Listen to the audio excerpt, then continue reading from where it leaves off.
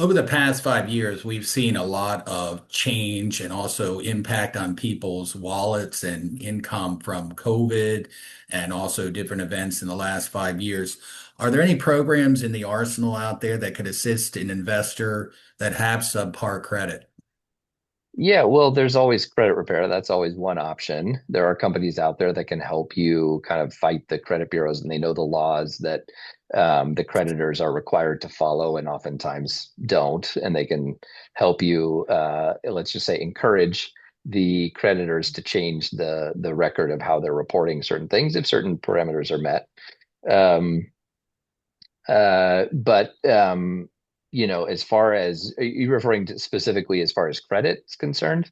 Correct. If there's Yeah, income products for people that have subpar credit or sure. financial products that would be advantageous to them. Sure. So I would say some of the non-traditional loans are also more lenient on credit than some others. Typically, for most programs, you want to be 620 or higher when you're applying for a loan. But when if you're buying an investment property, if you're a little bit below that, then there are things that you can do with a good mortgage person. They can actually coach you to tell you what things you probably need to do or which delinquencies you may want to fight, so to speak, with the creditors that might have a really big impact on the credit profile. And sometimes it's a small tweak. So one of the biggest things that we see often that is impacting credit scores is the utilization of credit. Meaning, if you have a $10,000 credit limit on a credit card and you're at $9,500, that's going to drop your credit score a lot more than you'd think. Just being overextended or not even overextended, but close to the maximum.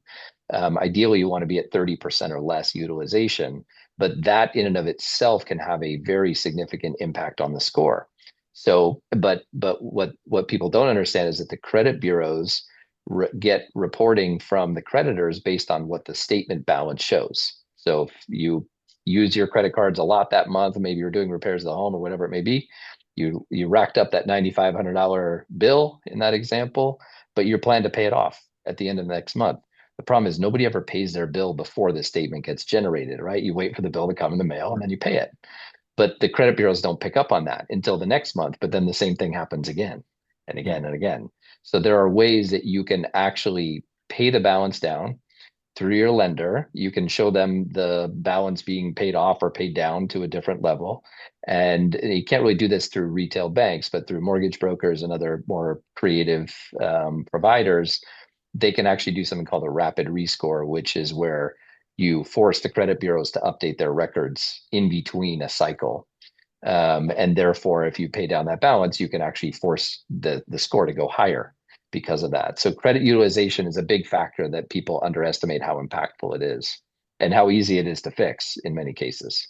So based on that, you would say it's behooves anyone who's even on the investor side to kind of keep up with any nuances on their credit reports and work to eliminate those items on the report that may be negative that should not be there.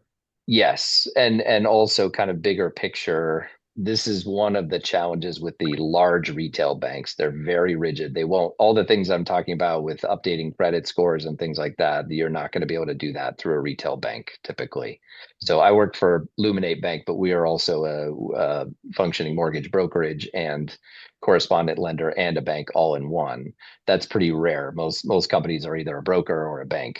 But the bank solutions are usually far more rigid. They're caught up in more red tape and they won't let you get a little creative with these things. And they also oftentimes don't provide loans like DSCR loans or ones that are based on for example, a profit and loss statement or bank statements as a means of qualifying income rather than the traditional way, which is tax returns. So if you're looking for flexibility, you're typically going to find that through someone who can act in the capacity of a mortgage broker. There's far more creative solutions in that vein than there is through large retail banks. Excellent. And that's due to their accessibility to many more products based on what I'm providing. Exactly. Okay. Yes, correct. And just the red tape of large institutions in general. It's they're big gorillas, right? They don't move fast. They're not nimble. They don't get overly creative because The business model is more of a conveyor belt type of Mhm. approach, so they don't deviate from the standard course of action. Great That's choice of typically how the words banks there. work. Yeah. Yes. Try to Well, be yeah. diplomatic.